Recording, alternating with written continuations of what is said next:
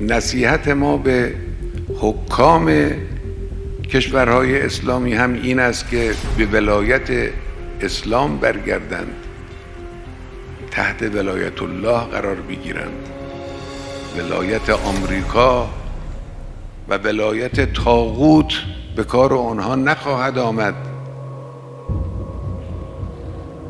امروز متاسفانه بعضی از کشورهای مسلمان منطقه ما به جای ولایت الله زیر علم ولایت طاغوت سینه میزنند.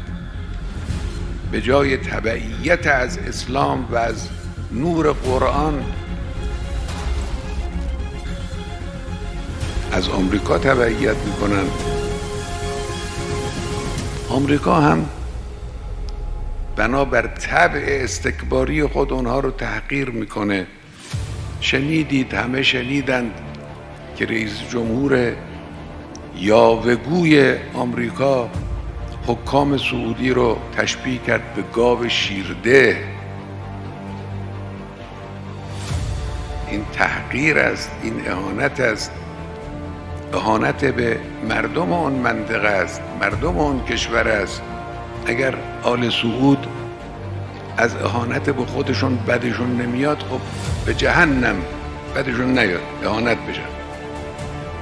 اما این اهانت به مردم منطقه است، اهانت به ملت‌های مسلمان است.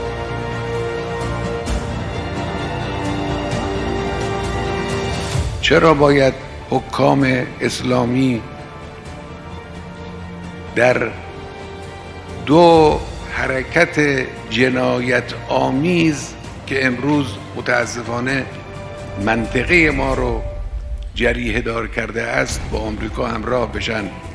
یکی حرکت جنایت آمیز علیه فلسطینی ها و در باره مسئله مهم فلسطین یکی هم حرکت جنایت آمیز درباره یمن. این رو مطمئن باشند در هر دو قضیه هم مطمئناً پیروزی با مردم فلسطین و مردم یمن است و آمریکا و تبعه آمریکا در این قضیه شکست خواهند خورد.